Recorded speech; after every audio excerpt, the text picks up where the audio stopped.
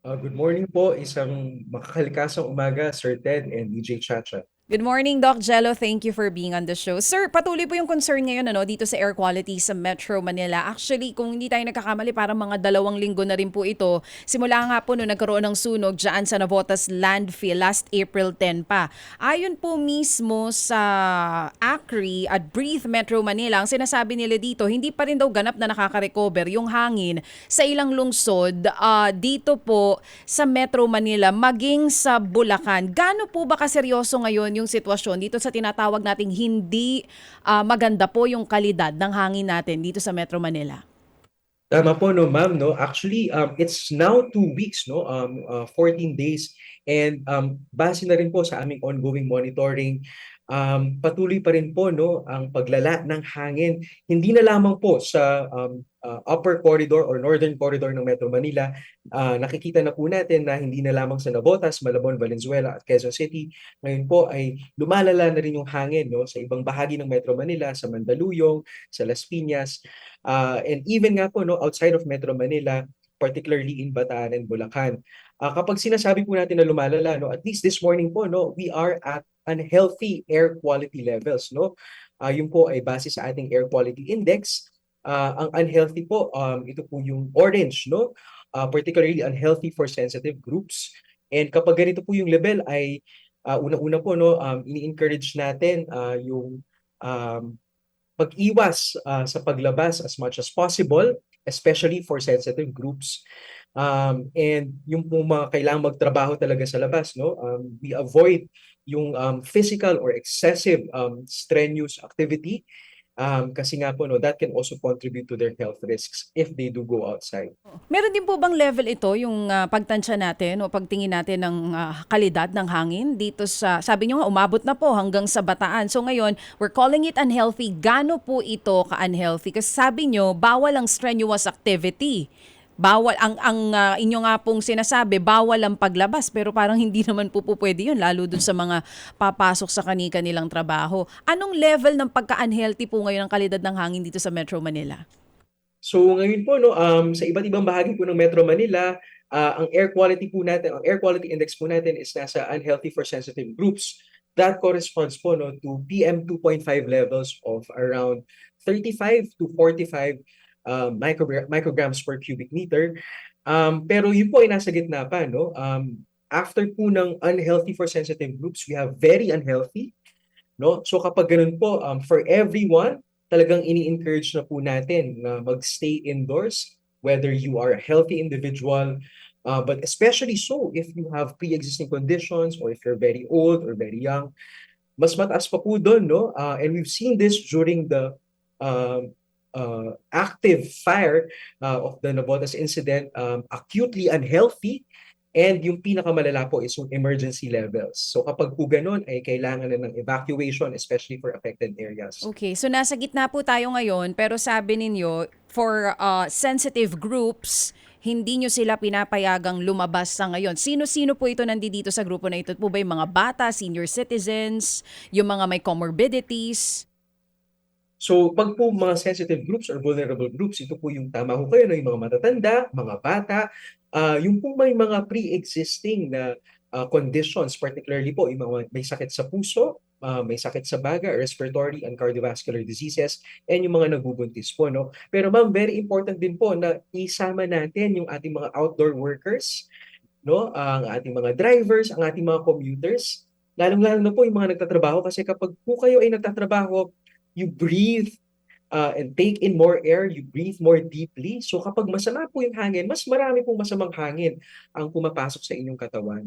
So kapag ganito po, no, na nasa orange levels tayo in many parts of Metro Manila, unhealthy for sensitive groups, for the general healthy population, ulitin ko lang po, no, as much as possible, iwasan or bawasan yung prolonged na physical activity kasi that will make you breathe in more unhealthy air. Para po sa mga sensitive groups, talagang strongly encourage po, no, na tayo ay magstay indoors and doon po sa talagang mga walang pagkakataon or mahihirapan talaga na hindi lumabas, no, dito po tayo nagre-recommend na talaga ng pag-wear ng appropriate mask, particularly N95 or KN95 kasi typical po na maskara, yung ating mga cloth mask or yung typical surgical mask ay hindi po sapat para protektahan tayo sa PM2.5 and all of the other pollutants na nanggagaling sa polusyon na nararanasan natin ngayon.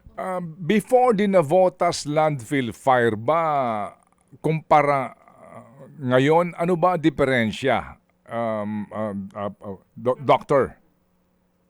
Sir Ted, no, tama ho kayo. Actually, in many parts of Metro Manila, particularly po yung northern Metro Manila, medyo masama na rin po yung air pollution doon. No? In fact, parang kung titingnan po natin yung Navotas, base na rin po sa aming air quality monitoring, minsan po nasa fair or nasa unhealthy yung air quality dyan. So ang nangyari po ngayon is meron po tayong acute superimposition event. Masama na po or unhealthy na po yung hangin or yung pollution to begin with, and then nadagdagan pa po nito, no? Nitong tinatawag na pollution galing sa ating sanitary landfill fire. So yun nga, no? Even before this fire sa landfill sa Navotas, may problema na tayo sa ating air quality. Ano ang basic cause nito, Doctor? So sa Pilipinas po, no, before the sanitary landfill fire, particularly in Metro Manila, ang major cause po talaga ng ating pollution ay nanggagaling sa ating mga motorista, sa ating mga motor vehicles. Ito po yung mga tinatawag natin na mobile sources of air pollution. And yun nga po, no, kadalasan, ang binabantayan po natin dito ng mga pollutants ay yung ating mga criteria pollutants gaya ng PM2.5 at PM10. Pero Sir Ted, ito po ang kakaiba ho ito, no, kasi aside from PM10 and PM2.5, dahil nga po complex itong fire na tinatawag natin, we are also anticipating other pollutants, mga mas nakakabahalang pollutants gaya ng volatile organic compounds and dioxins and furans, which are, like quite unique for these kinds of complex fires. Kumbaga po, Doctor, realistically, itong ganito pong uri ng problema po sa air quality ay problema ng mga bansa na papaunlad at wala pong kaukulan pa mga programa to be able to at least control yung pong pollutant sa ating pong kapaligiran, di po ba? Kagaya nga po ng sasakyan, no? Ngayon po nababawasan because of the fuel prices, pero kung parami ang auto na hindi naman electric, and then yung patuloy din po ngayon, di po ba, na mga pagsusunog ng iba't ibang mga lugar, kasama din po dito ito pong mga factories within the Calabarzon area and in Luzon, yan na po yung mga nakakadagdag, di po ba? Yes po, no? Actually, magkakaugnay po lahat ng problema na ito, Okay. no? Meron po tayong air pollution problem, meron din po tayong garbage problem. Kung tutuusin po, no, marami po sa ating good portion of our garbage ay hindi rin naman po galing sa Pilipinas. So maganda po yung na-point out ninyo, Sir Ted, no, na meron po tayong nakikita inequities dito, no? Kasi yung ibang basura po natin galing sa ibang bansa din, no? Nandiyan din po yung issue na matagal na rin kinakaharap ng ating mga local governments, paano ba natin i-manage ang ating mga basura? Kaya all of these po also contributed to this issue, no, this sanitary landfill fire, no. Sana nga po ay mas na-manage at na-prevent natin, no, Okay. at hindi na po sana umabot sa ganitong punto. Oo. So sa madaling sabi, Doc, pangit na yung air quality natin ngayon. Mas pangit pa ngayon because of the Navotas landfill. Is this the first time na ganyan po kalala yung air quality natin dito sa Metro Manila at doon sa mga karatig lalawigan? I think, ma'am, no, at least over the past year, we would have to say, no, parang that this is one of the worst air quality events that we have experienced, at least over the past year. Almost comparable as well, no, nung nagkaroon po ng pagsabog ang Taal Volcano, no. So, and ang mahirap po dito, ma'am, is it's quite unpredictable. Gaya nga po ng nasabi nyo kanina, hindi po natin alam kung kailan po ba babalik sa Normal. pre-incident Oo. levels Okay. ang hangin natin, kasi hanggang sa ngayon po ay patuloy yung pagbaga or pagkasunog, no, ng basura. Oo. Ngayon naman po sa ilalim ng lupa, yung Yun na tinatawag nga natin na eh. subsurface combustion. Yeah, it has been 2 weeks pero naglalabas naman po ang abiso itong mga LGUs natin that are affected. Halimbawa, Valenzuela, sa Bulacan, sa Quezon City, na mag-ingat nga po sa paglabas because of the air quality now. Pero kung hindi talaga mapipigilan, mas dapat ang DOH na ang maglabas po dito ng abiso sa publiko, ikaw ay parte nung sensitive group o hindi. Dapat naka-face mask sa ngayon kapag lalabas, ganun po? Yes, ma'am, no? And actually, base na rin po sa ating napag-alaman, no? Ang DOH naman po ngayon ay naglalabas regularly ng kanilang mga risk Okay. communication para ipaalam sa ating mga tao. And I think yung some of our hospitals po, no, are Mm. also working with DOH to make sure na may sapat tayo ng mga masks at mga Ah, gamot, no, para dun sa mga nangangailangan ng medical attention. Pero yun po, no, I think definitely po, mas kaya pa nating paigtingan yung ating pag-communicate ng problema kasi mabibigla ho kayo ma'am, marami sa mga tao parang hindi nila alam na Yun na nga. ah, unhealthy na pala no opo. yung Sige. nalalanghap Mm. nila na hangin. So hopefully po ay ma-engage po natin yung media para mas maipakalat po natin ang ating air Mm. quality Oo, levels. kasi Okay. nabanggit niya kanina, Manong Ted, yung tungkol dun sa mga strenuous activity, yung mga hindi talaga maiiwasan. Halimbawa, ang trabaho mo construction worker, bawal na muna yan sa ngayon dun sa mga lugar kung saan ang air quality level, yung PM 2.5 na binabanggit ninyo, kundi talaga maiiwasan. Let's say, physical activities, wag na muna outside, ganun po?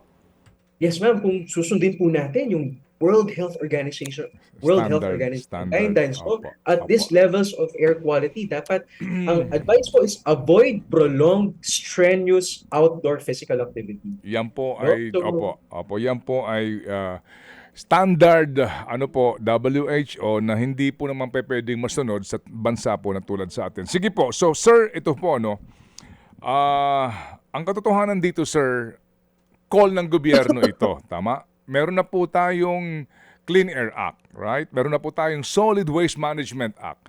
Meron na po tayong mga batas governing ito pong pinag-uusapan natin. So, ang call dito ho, practically, nasa gobyerno, particular po DENR. tama ho kayo, sir, no? Among other things, no? Tama ho kayo. Napakaganda ho ng mga batas natin. They're in place, pero enforcement and implementation po Yes. has always been the challenge. Okay. So, yung nga po, ang ano po ang inyong panawagan, Dr. Jello, ngayon? Kasi, sir, alam nyo, like people, like government. You know what I'm saying? Kasi, sorry po, no, hindi na naman, gobyerno hindi po eh. Kasi nga po, kaya nga tayo may gobyerno, government, di ba? To govern. Sa usapin po ng ito, ang air quality po, mga cost nito, etc. At kaalaman ng publiko, definitely, diyan nga papasok ang gobyerno. So ano po ang inyong panawagan sa gobyerno, lalo na po sa DENR? Unang-una po, sir, no, and I think base na rin po sa aming situational analysis, apparently, sir, wala pa pala tayong guidelines when it comes to management of sanitary landfill fires. And alam po natin dito sa Pilipinas, ang dami po nating sanitary landfills na sa sa assessment din po namin ay could be better managed. And hindi po malayo na ang nangyari sa Navotas maaaring mangyari sa iba pang sanitary landfills. So hopefully po, no, gamitin po natin itong opportunity na to na magkaroon po tayo ng clear guidelines sa SOPs when it comes to management of sanitary landfill fires. Ano bang gagawin natin? How do we control it as soon as possible para hindi po siya yung nangyayari ngayon na protracted at hindi mo natin alam kailan ba matatapos ito. So yun po yung una, no? Sana may clear strategy po tayo moving forward just in case maulit po ito. Sana hindi naman. Pangalawa po, information. Karapatan po yan ng tao. Bagamat may ongoing efforts po ang ating national agencies, ang DOH at DNR, sa tingin po namin ay mas mahalaga na mailapit pa natin ang impormasyon sa mga tao para at least alam po ng mga tao kung anong gagawin nila. Kung ikaw man ay papasok sa trabaho ngayon, dapat alam mo kung ano yung air quality level na i-expect mo, kung kailangan mo bang mag-mask o hindi, or kung kailangan mo mag-stay indoors. Right now po, we still don't have that information as accessible to many people as possible. So information po talaga ang mauuna. Opo, information nga po and the action of government. Again, sorry po pero yun nga yung nangyari sa Cebu landfill di po ba, sir? Oo, it's a tragedy waiting to happen. Well, basically nga po, yung nga po yun, kaya kami tumawag din nga sa inyo para po sa tamang informasyon dito po sa danger nito. But at the end of the day, dapat din po tayo magtulong-tulong na kalampagin po ang gobyerno. After all, opo, sila po ang dapat na nagpapatupad nitong mga polisiya at batas na ito. Salamat po, Dr. Jello Apostol, sa inyo pong panahon sa aming pong programa. Maraming salamat din po. Thank you very much. Mga kapatid, para sa iba pang mga balita at impormasyon, sundan niyo po kami sa X, Instagram, Facebook at syempre sa TikTok, True Network PH. Mag-subscribe din po kayo sa aming YouTube channel, True Network. May website din po tayo, truenetwork.ph, at pwede nyo rin po kaming mapanood sa Channel 19 ng aming True FM TV. Lagi pa rin makinig sa radyo dito po sa 105.9 True FM dahil dito, laging true sa'yo, kapatid. Dito tayo sa totoo, tunay at tapat.